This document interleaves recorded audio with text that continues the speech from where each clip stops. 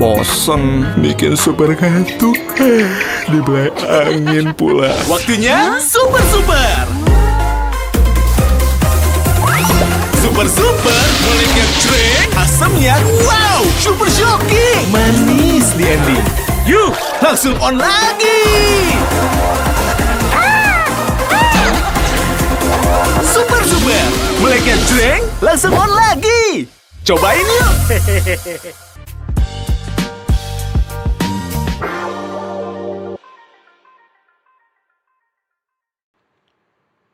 Pemirsa, terima kasih Anda masih terus menyaksikan Super Don, Super Opini dipersembahkan oleh Super Sour Candy. Meleknya jreng langsung on lagi. Kita lanjutkan perbincangan, ini segmen terakhir, tapi kita masih punya banyak waktu untuk berdiskusi. Saya ingin kembali lagi ke Mas Hanta soal demokrasi, politik, dan juga stabilitas nasional. Kalau kita ingat, bulan Agustus itu kan sebenarnya situasinya cukup kritis ya Mas Hanta. Kita lihat bagaimana rakyat marah pada wakil rakyatnya. Kita merasakan wakil rakyat ketakutan didatangi oleh masyarakat atau dijarah rumahnya. Kita juga lihat ada pembakaran gedung-gedung pemerintahan di beberapa kota besar di Indonesia. Polisi persisnya. Apa yang kemudian harus jadi catatan untuk pemerintahan Prabowo? Karena mengingat ini memang angkanya juga cukup turun ya berarti Mas Hanta? Di bidang itu ya, betul. Pertama tadi yang perlu digarisbawahi adalah bidang stabilitas nasional dan ekonomi yang berada di bawah. Nah, yang mungkin tidak secara langsung relevansi dan korelasinya, yaitu di mana saluran-saluran aspirasi publik itu harusnya kan tersalurkan semuanya. Nah, itu yang diharapkan publik bahwa parlemen, anggota DPR, partai politik itu kan menyuarakan. Saya tarik dulu, mungkin tidak secara langsung. Nah, sementara hari ini dalam demokrasi kita, sistem kita berdemokrasi, itu kan semuanya terakumulasi. Kita pengen demokrasi presidensialisme kita itu kan efektif. Efektif itu antara eksekutif legislatifnya berimbang.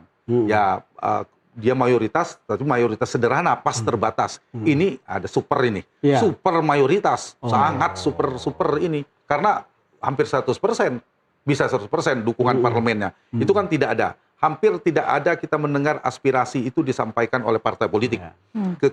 Keluhan dari publik, dari masyarakat. Tidak ada saluran-saluran itu tidak muncul. Jadi seperti api dalam sekam. Artinya Mas Hanta, berarti dengan kondisi seperti ini, seharusnya salah satu parpol mengambil peran itu? Iya, itu terus sedikit salah satu parpol. Tapi kita berharap kan PDI Perjuangan itu betul-betul mengambil peran itu. Dan saya yakin akan panen nanti di pemilu mendatang. Itu tidak ada. Atau PKS atau Partai Nasdem. Nah, tiga ini misalnya berada di luar pemerintahan, karena kalah di Pilpres, harusnya ideal di luar. Itu lain ceritanya. Karena publik mendapatkan tontonan, banyak yang mengeluarkan unek-uneknya itu dan seterusnya. Nggak ada dua hal, Mas. Demokrasi itu tetap keluar, tetapi sekarang kan lewat media sosial. Orang masuk ke situ, tapi itu kan susah membedakan antara voice dan noise. Dan kita berharap sebetulnya lewat partai politik. Seharusnya. Atau lewat DPR. Tetapi itu kan tidak kelihatan sekarang ini. Maka ketidakpuasan Agustus menyasar ke mereka, itu sangat bisa diterima atau masuk di akal. Mungkin yang perlu disadari, itu ada idiom Latin, Mas. Dum tacen, kelaman. Jadi selama mereka itu diam, itu berarti mereka berteriak. Rakyat itu begitu. Jadi dan diam, itu bisa meledak. Gitu. Diam itu adalah suara teriakan yang paling keras. Nah, kembali lagi soal bagaimana membuka peluang untuk oposisi bersuara atau jangan kemudian disatukan semuanya gitu, Mas. Iya, saya berharap check and balances harus jalan. Termasuk yang menghimbau dengan sangat kepada Presiden Prabowo melepas partai itu. Melepas. Yang saya tangkap kan Pak Prabowo pengen semuanya. Apapun istilahnya. Entah demokrasi terpimpin atau gotong royong atau apapun, semua berada di dalam. Meskipun malu-malu mengatakan sebagian partai tidak ada istilah oposisi dan presidensil. Tapi realitasnya kan kita multi partai, butuh penyeimbang. Sehingga dari sisi Pak Prabowo itu harus rela melepaskan 1, 2, atau 3 partai tidak diajak bergabung dalam pemerintahan. Mas Hanta, tapi analisanya apa ya? Ini kan memang tidak semua ada di dalam. Ada kan yang seolah-olah sepertinya tidak di dalam, tapi juga tidak mengkritisi. Apa yang mereka tunggu? Mengapa mereka diam?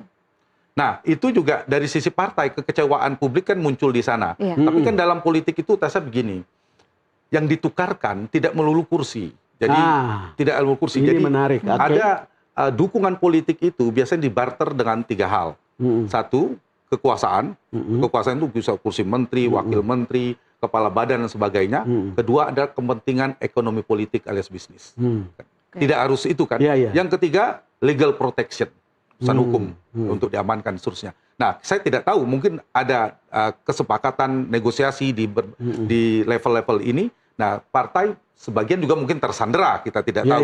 Nah, itu yang menyebabkan sulitnya demokrasi kita berjalan sebagaimana kita harapkan, bahwa ini kita mau melihatnya di perspektif mana dulu. Kalau dari perspektif demokrasi, posisi ini kabar buruk. Bagi yang sedang berkuasa, kabar super baik. Karena semuanya berada di dalam pemerintahan, dia bisa fokus ekonomi mengurus. Tapi bahaya dalam jangka panjang. Buat demokrasi kita tidak sehat, karena tadi aspirasinya tersumbat.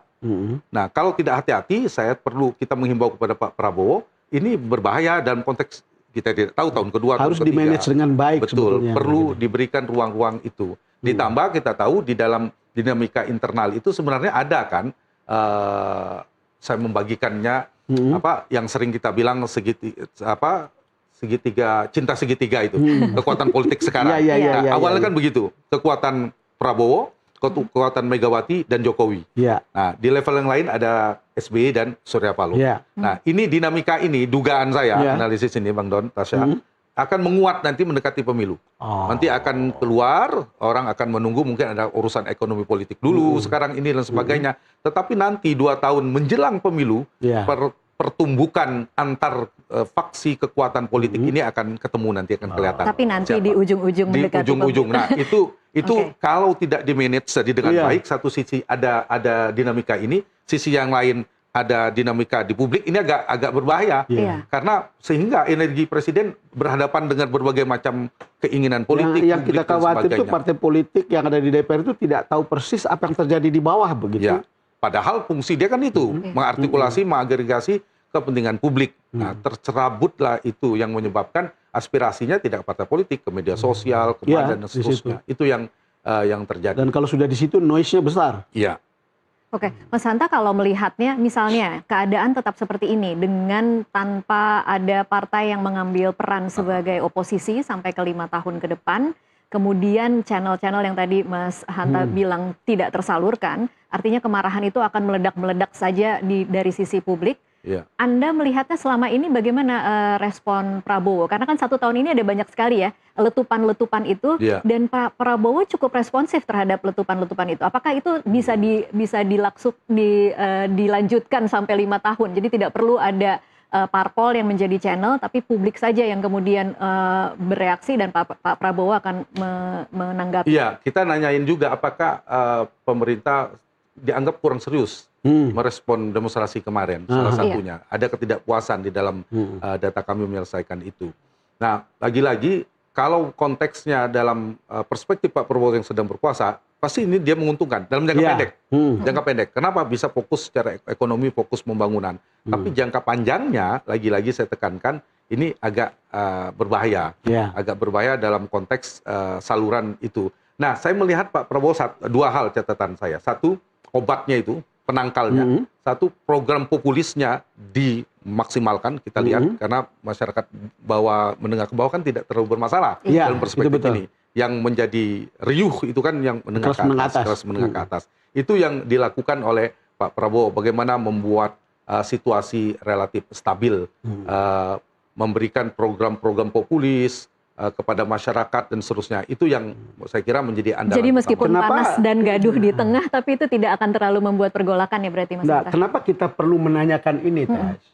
Problemnya itu kan kita coming out of nowhere. Yang di Nepal itu loh. Kejadiannya seperti itu. Contoh bagaimana itu sesuatu meledak, dan pemicunya itu karena seluruh saluran sosial media digital itu ditutup. Kan itu kan hal-hal seperti ini mestinya bisa dihandle oleh partai politik gitu. Betul sekali. Itu ibarat kita ilustrasi sederhana saja, air pipanya hanya 1 tersumbat atau pembuluh darah kita aja pecah gitu. Tapi kalau ada saluran-saluran itu terus keluar. Atau jangan-jangan Mas Hanta memang didesain seperti ini supaya kemudian ketika ada ketidakpuasan, Pak Prabowo yang bisa acting like a hero dan menyelamatkan rakyatnya? Iya, kalau terkendali bisa jadi, karena Kalau arahnya terkendali.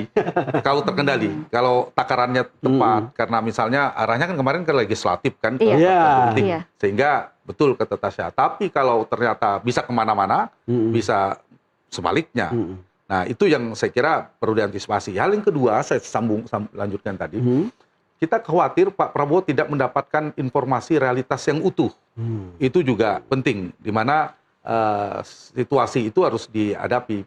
Saya melihat pendekatannya kan tadi kita melihat menengah ke atas, menengah ke bawah. Iya. Menengah ke atas, menengah ke bawah tadi nggak diselesaikan dengan BLT, dengan program populis. Nah, program relatif yang menengah ke atas ini kelompok masyarakat ini harus diperhatikan juga. Oke. Nah, ini yang saya kira program-programnya belum tersentuh. Soal demokrasi, soal penyeimbang kekuasaan dan persoalan stabilitas nasional dalam konteks elit itu juga perlu diperhatikan.